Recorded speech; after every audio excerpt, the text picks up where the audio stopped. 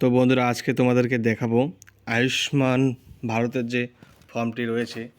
আশাকর্মীরা আপনাদের বাড়িতে হয়তো দিয়ে গেছে, কিন্তু এমনও আপনাদের ফ্যামিলির মেম্বার রয়েছে যাদের 18 বছর হয়নি এবং ভোটার কার্ড হয়নি। তাদের ক্ষেত্রে কি কি ডকুমেন্ট প্রয়োজন আর কীভাবে ফর্ম ফিলআপটি করবেন, কোথায় কী লিখতে হবে, সমস্ত কিছু এই ভিডিওর মাধ্যমে। চলো শুরু করি। সর্বপ্রথম উপরে দেখতে পাচ্ছেন এখানে একটা ডেট রয়েছে। এই ডেটটা ভুল করেও যেদিন আপনি ফর্ম ফিল আপ করবেন সেই ডেটটা এখানে লিখবেন না। এখানে ডেট লিখবেন আপনি যেই দিন ফর্মটা আশাকর্মীর হাতে জমা দিবেন সেই দিনের এখানে ডেটটা লিখে দিবেন। তারপর এখানে দেখতে পাচ্ছেন নিচে এখানে আধার নম্বর, যার এখানে ফর্মটি রয়েছে তার আধার কার্ড নম্বর এবং তার নাম রয়েছে এবং তার রেশন কার্ড নম্বর এবং রেশন কার্ডে কি রয়েছে, ঠিক আছে। এখানে AAOI, SPHH, PSS। তো যার যেই রকম রেশন কার্ড সেই অনুযায়ী এখানে টিক মার্ক দেওয়া রয়েছে, ঠিক আছে। এখানে দেখতে পাচ্ছেন টিক মার্ক দেওয়া রয়েছে। তারপর এখানে নিচে নিচে দেখবেন আধার লিঙ্ক মোবাইল নাম্বার।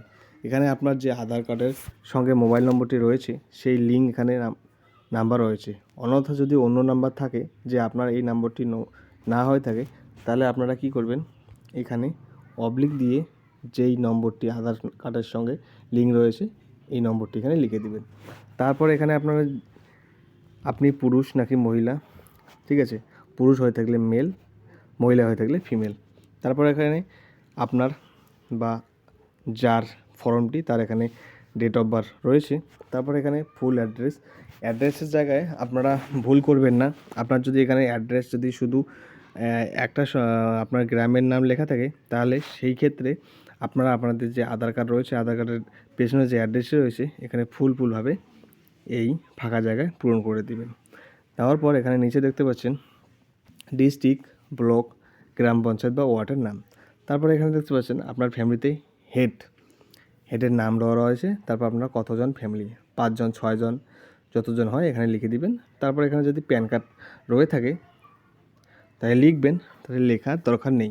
যেহেতু এখানে 18 বছর নিচে প্যান কার্ড হতেও পারে বা না হতেও পারে।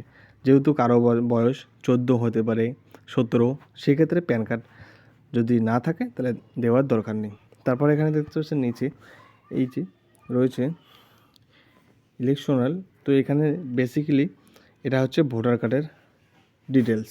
এখানে ভোটার কার্ডের নম্বর লিখতে হবে, এসি নম্বর অর্থাৎ বিধানসভা ক্ষেত্রের নাম, এখানে পার্ট নম্বর এবং আপনার সিরিয়াল নম্বর।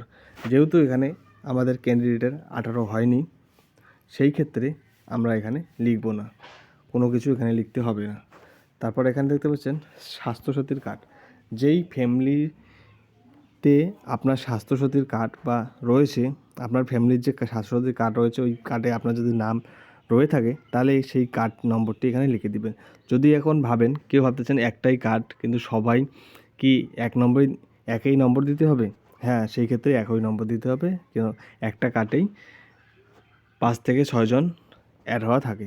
তারপর এখানে দেখছেন নিচে এখানে আপনাদের কিছু লিখতে হবে না। এখানে আধার নম্বর দেওয়া থাকবে, অ্যাপ্লিকেন্টের নাম দেওয়া থাকবে, এখানে রেশন কার্ড এবং তার নিচে ডেট অফ বার্থ দেওয়া থাকবে, ঠিক আছে। তারপর আমরা আসি পরের পেজে। এখানে দেখতে পাচ্ছেন এখানে আপনাদেরকে কী হতে ইয়েস অথবা নোতে অ্যান্সার করতে হবে, মানে টিক চিহ্ন দিতে হবে। আপনার ফ্যামিলির বছরের ইনকাম যদি 8 লাখ টাকার বেশি হয়ে থাকে তাহলে ইয়েসে ক্লিক করে দেবেন, টিক চিহ্ন করে দেবেন, অন্যথা নোতে করে দেবেন। আপনার ফ্যামিলিতে যদি কেউ ট্যাক্স পে করে, ইনকাম ট্যাক্স, তাহলে ইয়েস করে দেবেন, অন্যথা নো করে দেবেন।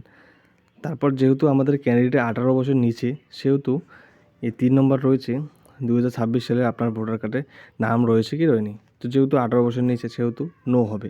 তারপর এখানে পেন্ডিং SIR, এটাও নো হবে। তারপর এখানে সিএতে যদি অ্যাপ্লাই করে থাকেন তাহলে ইয়েস করে দেবেন, অন্যথা নো করে দেবেন। তারপর এখানে যেহেতু যদি 18 বছর নিচে অন্নপূর্ণা যোজনা হবে না, সেহেতু এখানে নো হবে। তারপর এখানে যদি মারা গিয়ে থাকে ফ্যামিলির, তাহলে এখানে ইয়েস করে দেবেন, অন্যথা নো করে দেবেন। তারপর আসি আমরা নিচের বক্সে। নিচে এখানে দেখতে পাচ্ছেন একটা টিক চিহ্ন রয়েছে, এখানে টিক মার্ক করে দিবেন।